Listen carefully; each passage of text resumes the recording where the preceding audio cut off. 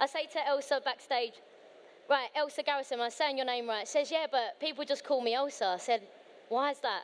So please, can you share with the room how we ended up with you not having a surname? I find this fascinating. So I've been working at Getty Images. My 27-year anniversary is on Saturday, and when I started, I was the only woman on staff, and so I think for me, just kind of like losing my surname was a way for me to kind of stand out without standing out too loudly. But when I started, we were shooting film, and so my first big picture that I had in Sports Illustrated, it was a double truck. I was super excited.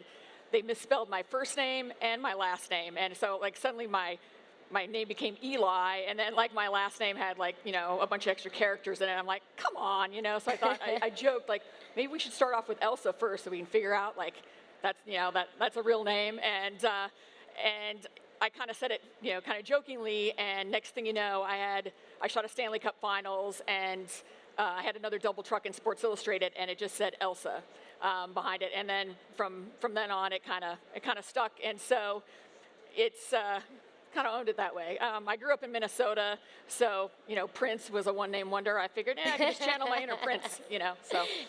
Well, you've got a surname today, so yeah, thank you so much for being here.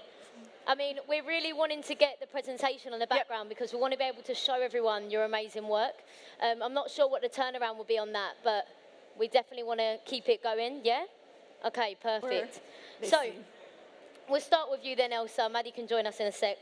Tell us more about yourself and your career so far as a photographer. So I started out in Los Angeles, and my first introduction to World Cup was the 99ers, and the final was at the Rose Bowl, and I had never, growing up in northern Minnesota, it was very hockey oriented, and to me that was, when I moved to LA, that was my first experience shooting football or soccer, and I loved it. It was just there's just so many layers to the game that as a photographer, it's really just fascinating, and I've been hooked ever since. Like my very first soccer match was like the Women's World Cup final in '99, and I was there in a support fashion, but then it came to penalty kicks, and they're like, all right, we need you to come out, and so I had my assignment, and just shooting like that last overtime and in penalties, it was like, I was like, this is cool. This is something that, I want to do more of, and but I cover a lot of different sports. I've lived in Los Angeles, St. Louis, Boston, and now I'm based out of New York, and so it's just, I have the greatest job in the world. Yeah. I mean, no wonder you stuck with it if that was your first interaction with photography. I can imagine that was a moment. And Maddie, was it a similar start for you? Where did your journey begin? So I grew up playing soccer when I was a kid, and one of the dads on my soccer team would take pictures of us at age 8, 9, 10, and so on, and I just thought that was the coolest thing I'd ever seen. And the stars aligned. It's such that he's a New York Times photographer who covered the Olympics and the World Cups and all these events. So ever since I found out this is a job that you could have, it's the only job I've ever wanted. So I just kind of took off and ran with it the best I could.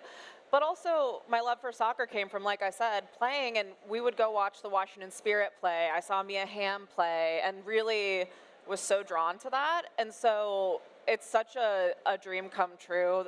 I've had to pinch myself. I've been in the winner's locker room or dressing room now twice with the U.S. when they won in 2019, and Spain most recently, just thinking, of course you're focused because it's your job, but at the same time taking a second to think, this is really exciting. Yeah. This is so wonderful to experience, and I'm so happy because the work that goes in for all these athletes, and they get to really just blow off steam and enjoy it, which is great. Amazing. So it was like a moment that triggered you to then fall into the photography world. And how important is it to do panels like today where you discuss your passions? Because you're right, until you saw your friend's dads, you didn't know that this was an option for you. So it's important, right, to have these voices. Definitely. And as females, I guess, photographers as well, is that an underrepresented area? I mean, educate us on that. Well, I mean, Elsa could speak to it historically. I think that certainly when you come into sport, there are more men than women inside of it. But it's interesting because I really think there's starting to be a massive change, and the numbers are starting to even out. It's still not close to 50-50, but certainly when I was in school, I studied photojournalism, 75% of the class were women. Amazing. And now a lot of the interns I see and the kind of lower starting level jobs, it is closer to 50-50 or more women sometimes. So I would say if you look at the pitch for a World Cup final, the vast majority will be men. I'd be interested to see what it's going to look like in 15 years. Yeah. Amazing, refreshing to hear.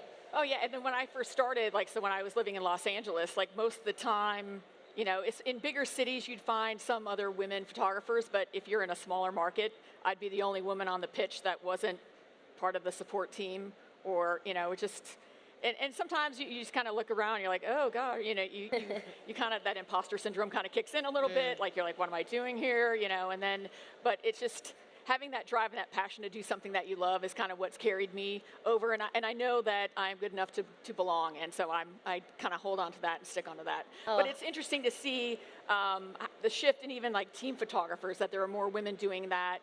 There are more women shooting for leagues, for newspapers, magazines, websites, and it's been really kind of interesting to see, like, from when I started 27 years ago till like now. Like I shot a New York Jets game the other day. They have like 3 women on staff. There's like a couple of women that work for the NFL. Like it was cool to see. You know, that's not something that was as norm.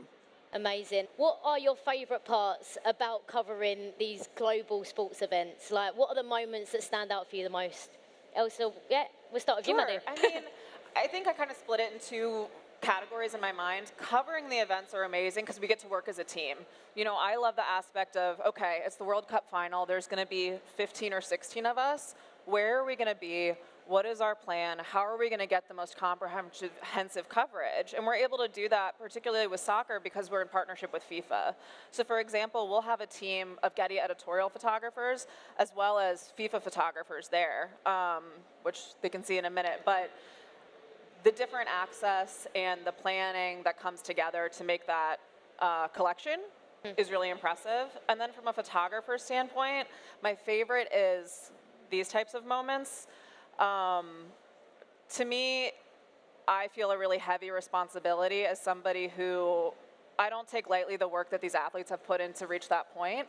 And I want to show the people who are watching, who are fans, their families, everybody, look at this intensity, look at this work paying off in wins and in a loss. So those are my favorite pieces of it. What I love about my job is that I view as that I'm documenting the sport history of the day, and so I want to capture those moments that people are talking about that later that day, the next day, and beyond, and to look back and remember, like, okay, these are the decisive moments from this match, and you know, I feel like it's our job to show, like, all that intensity, that hard work that goes into being a professional athlete, and also the resiliency and how they bounce back from adversity. And it's just, there's a lot of things that we can channel into our own daily lives that come from sport, and just to learn how to be. But when I'm covering something, I do a lot of research. I have a game plan in my head. You know, I have a list of things in my head, like, okay, this is what I need to look out for. I'm always like darting around, my eyes are darting around the room just to kind of see if there is like a secondary moment happening away from the main play. And so it's not only our job to capture those big moments and those things that are kind of in your face, but those subtle, quiet moments that are equally telling. Amazing, and we're seeing some, honestly, outstanding images behind us.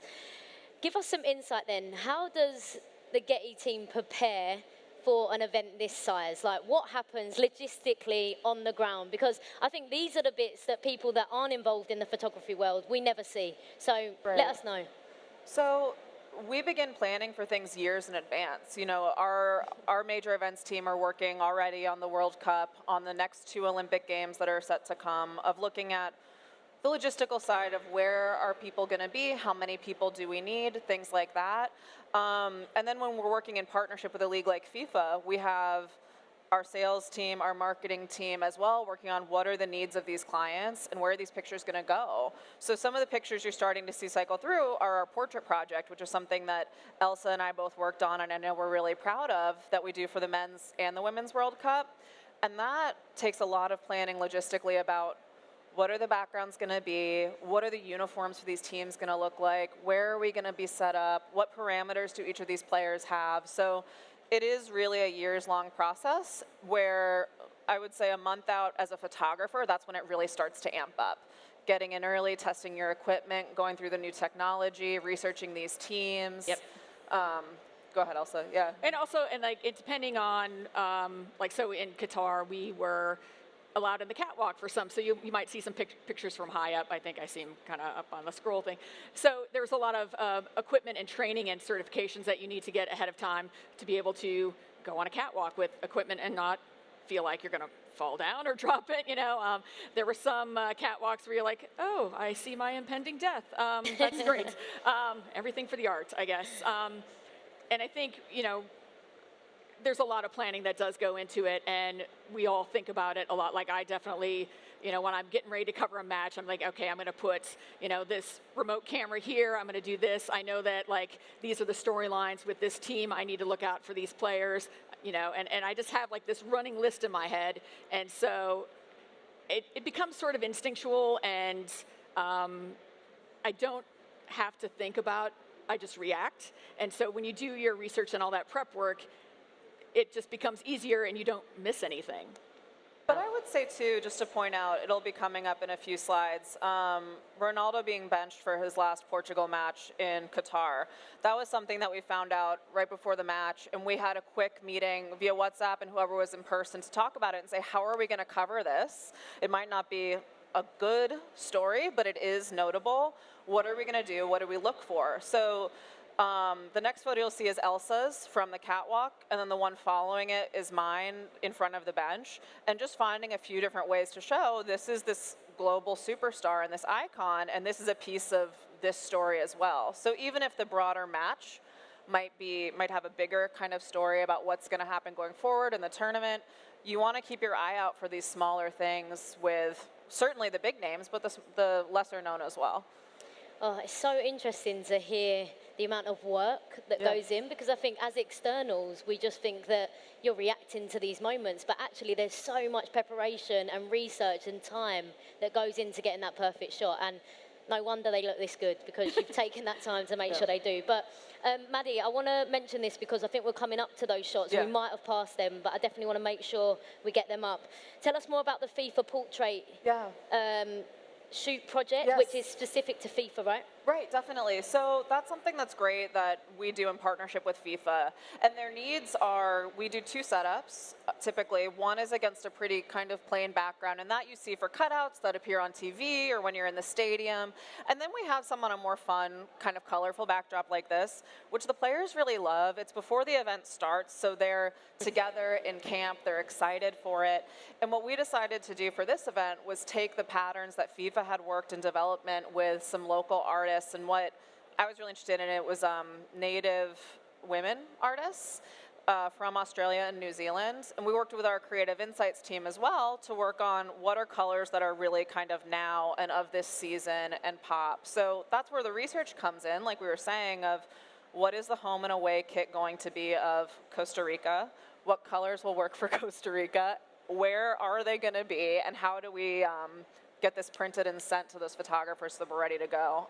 The next picture you'll see is against that plain background I was mentioning, and this is something that's a pretty straightforward photo, but if you think of where these go and the demands, this is something that, you know, most leagues and teams around the world shoot this style so that it can be cut out and used so many different ways, which is important too. And we saw a lot of it, like, not only the players had access to these images to use for their own socials, but like, you know, when FIFA would use it on their social platforms to kind of pair up matchups, and so they do the cutouts of, like, you know, this team's taking this team, and then they, you know, kind of make the branding around the event that way. So. Yeah, and it's so powerful. I remember seeing these released across the Women's World Cup thinking, this is so powerful. To see these women feel so empowered and you almost get their personalities out through a still image. And I think, again, as an external, I think how you're able to do that is absolutely incredible. But talk us through these match days that we're seeing on screen. On the pitch, off the pitch, what's that experience like as a photographer?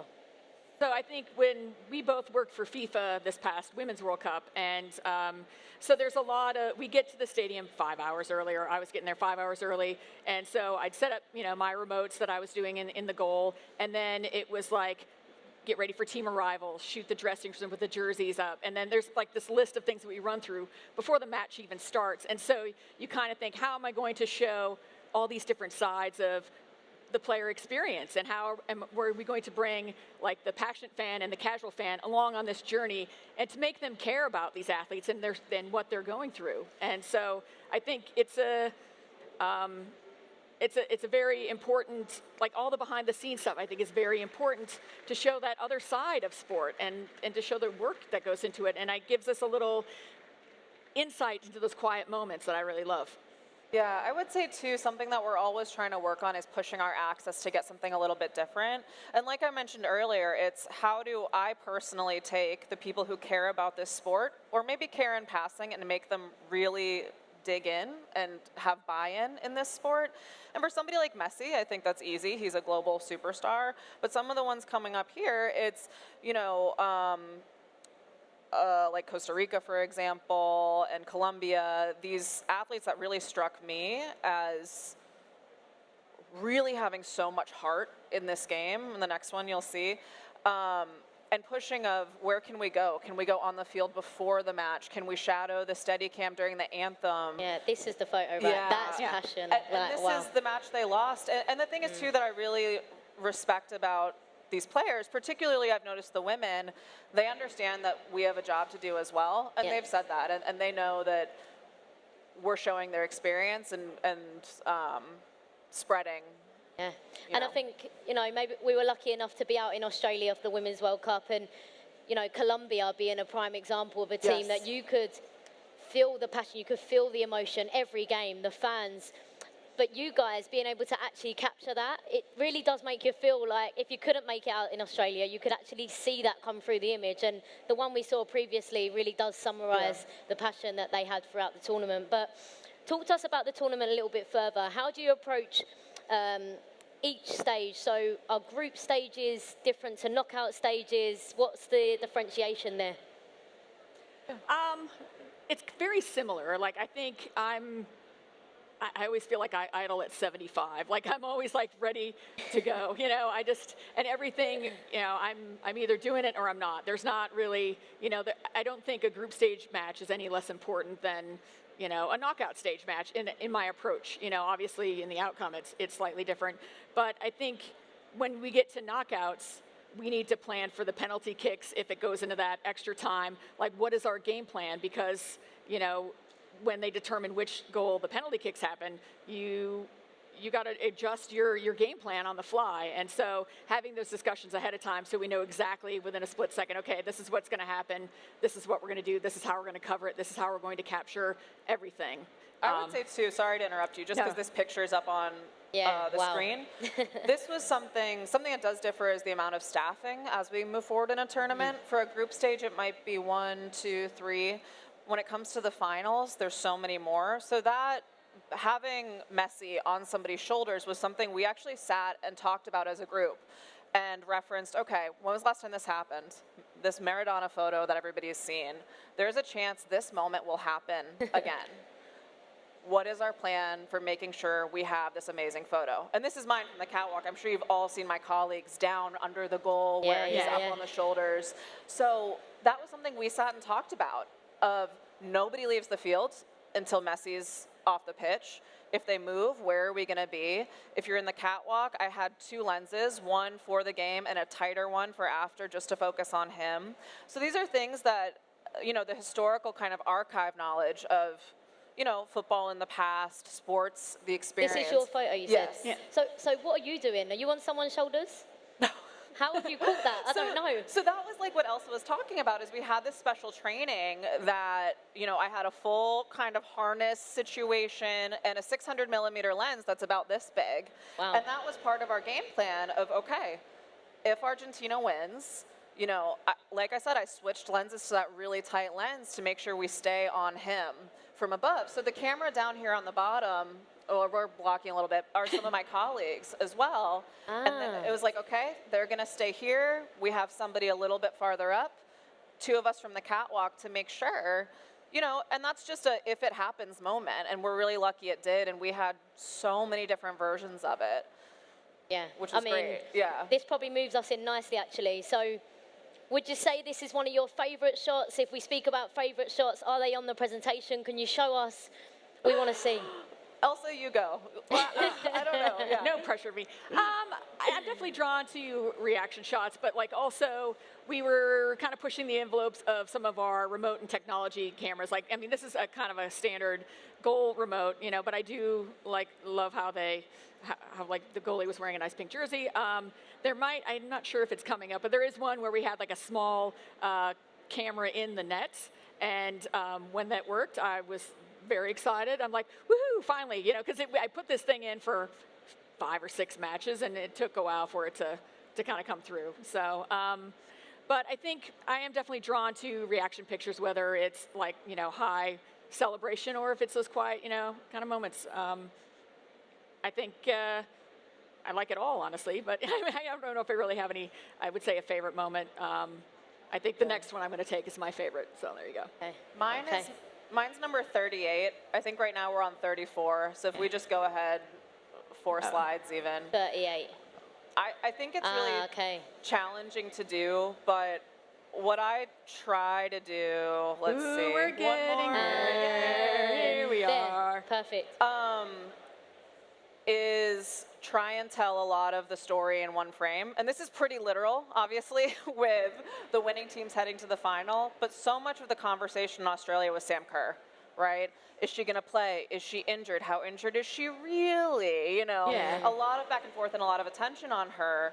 And so after they lost, that was a moment when we talk about access of, I had a pretty wide angle lens, and I saw her walk away from the rest of her team and just take a minute to herself. And there's a fine line of being really respectful of these athletes. We're not in their face, but also that's an important moment too. So I was about from me to you, I crouched down, took a few frames, and walked away and gave her space.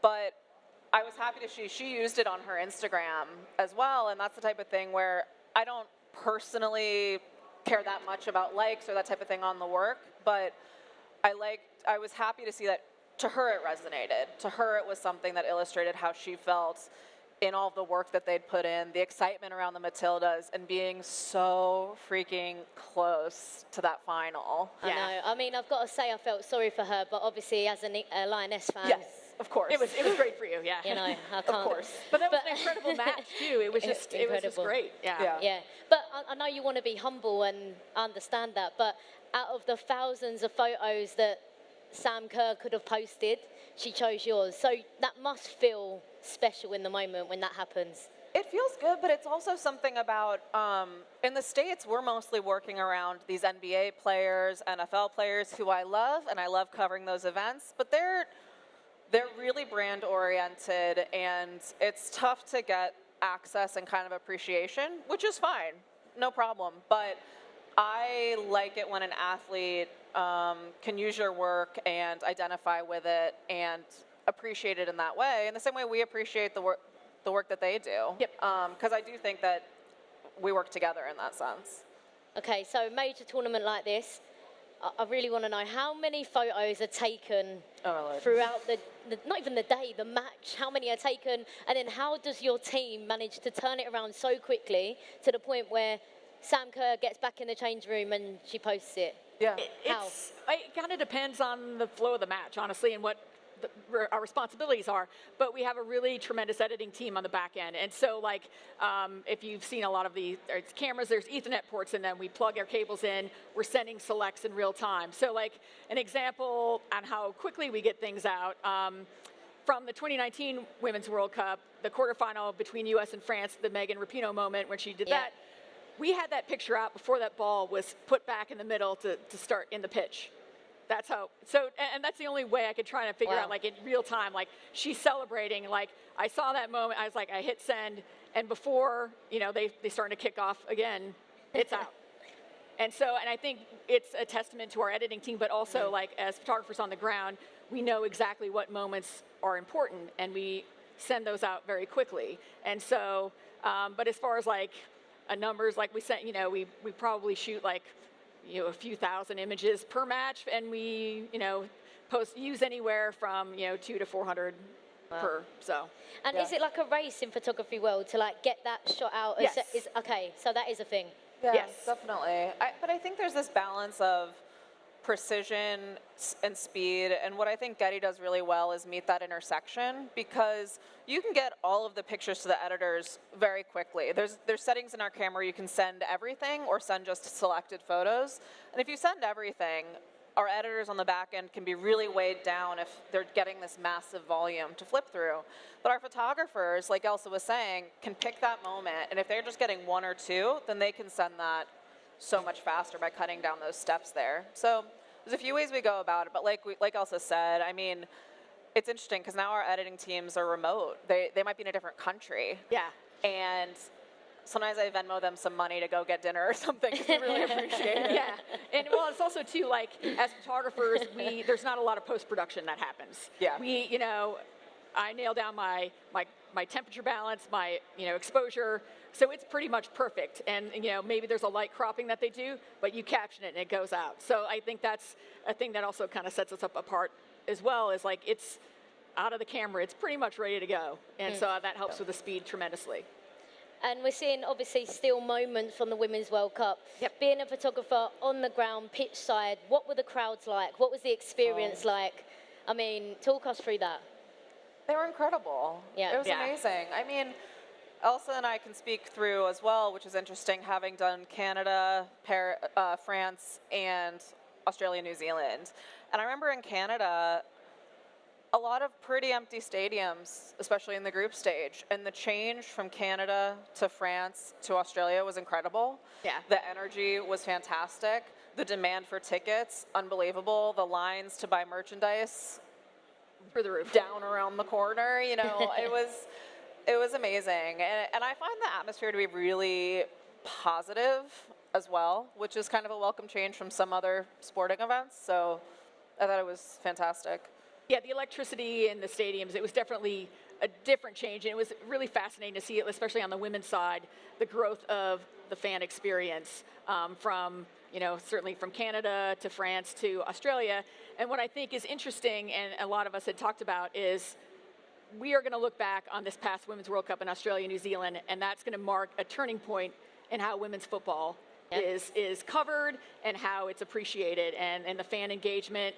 I think someone within FIFA was talking about like how their fan engagement on all their social platforms was up, was double from what it was in France, and France was record breaking.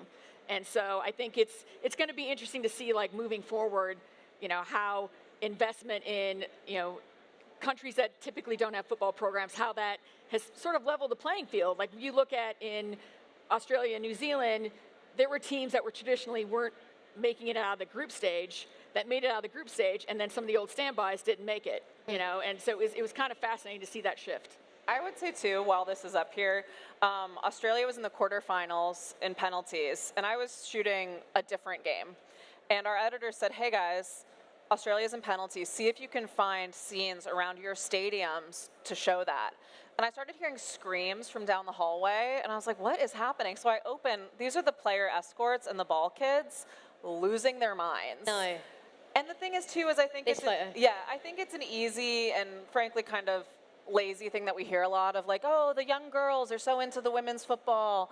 But that is not what I saw in Australia. I saw men, women, boys, girls, everybody.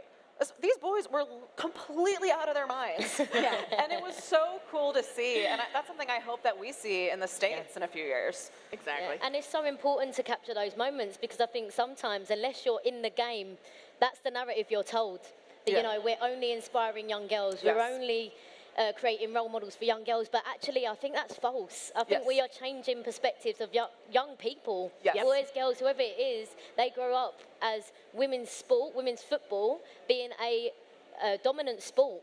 Yes. And that is so important. And, capturing those moments and sharing those moments with the world changed perspectives. So, well done for following the screams. Yeah, well, also this is a super fast aside. I was based in Sydney for this Women's World Cup, and I passed through the Nike store, which was selling Matilda's jerseys.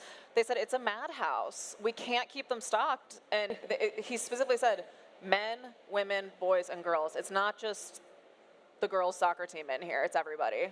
Amazing, and seeing the growth of women's soccer, but soccer in general, and obviously we're in America right now. 2026 is fast approaching. what should we be looking forward to? What are you most looking forward to about the World Cup? Go ahead. I think it's, I don't know, there's so many things to look forward to. I just think the atmosphere is amazing. Everything feels intense. I think it's going to be, the travel's going to be very interesting with it being in 3 countries for the men's next World Cup. I'm excited about all the possibilities, I think. And I'm hoping that by having such an event like this in North America, that it will further grow the game in the States. And I think that's important. I think that's, you know, you want to have those casual fans engaged a bit more, to like have them invested, to like, oh, well, now that the World Cup's over, what other football can I watch? Like there's, you know, MLS, there's NWSL, there's like all these other different leagues. And then I feel like it's going to be a really great hook to get a lot of people that aren't really passionate about football right now, to get them there. Definitely. And Maddie? Okay, so I agree, but also I can't wait to see. I'm hoping for kind of like an NFL atmosphere to come to soccer. I live in New England and I cover the Patriots up there, and there's like lobster bakes in the parking lot. It's a different type of weird and wild. So I'm excited for those 2 fandoms to kind of come together, and a little bit of the like machismo of the U.S. as well to kind of come together with the international football fan. So I think it's just going to be, I think every city is going to be a really cool scene.